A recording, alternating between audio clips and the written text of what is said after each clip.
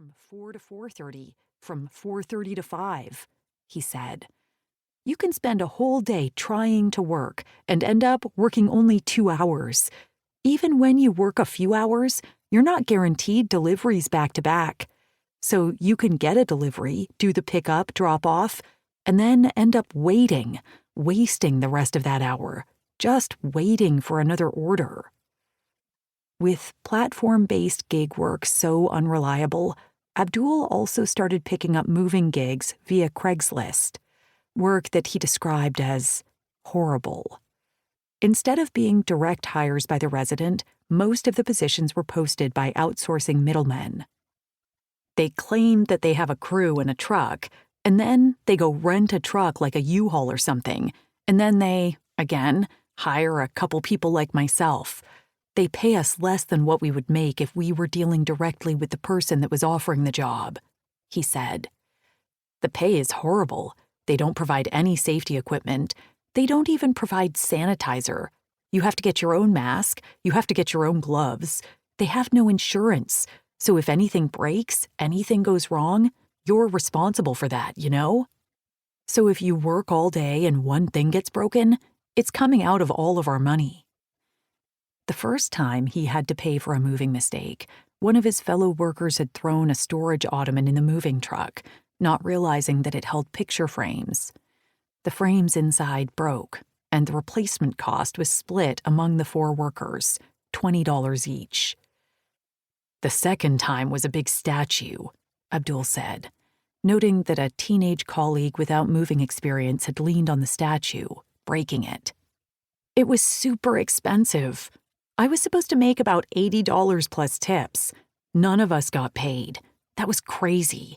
Even though it was only a couple of hours, it was just so unfair. But given the choice between working or waiting for work, Abdul thought the off-platform moving gigs were preferable. Even though it's risky, at least you know that you're going to go do this job for a couple of hours and get that much money, he said, noting that food delivery work with DoorDash and Uber Eats wasn't guaranteed. It's not steady. It's not a steady income. You can't count on it. If you have to pay a certain amount of money for rent every month, you're never really confident. You're never really sure you're going to be able to make rent. Something like Uber, you're driving, you're using your personal car. If you really think about it, the money that you're making is not enough. You're putting the wear and tear on your car, the tickets, and the parking violations. If you're doing Uber Eats, you have to go in and out of restaurants and buildings. All that stuff costs a lot more than what you're making. So you're basically just trying to make enough money to survive today, and you're basically just fucking over your future self. It's like you're borrowing. You're not earning that money.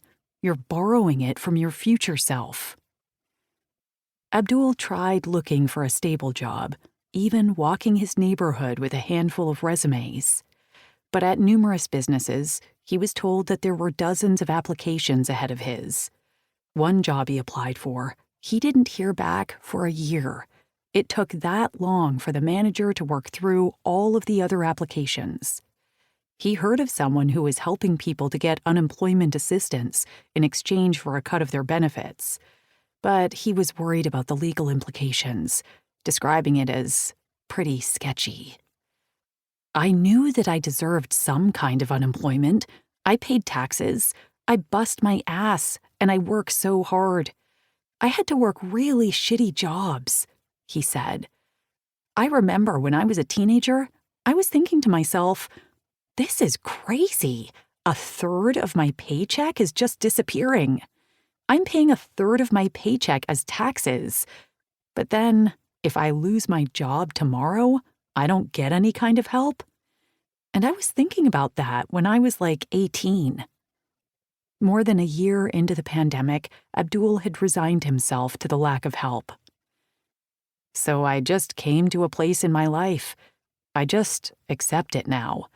I accept that the country that I live in, the place that I live in, is a little bit fucked up, and I have to take it for the good and the bad, he said. If something happens, I just have to work a little bit harder. Maybe suffer a little.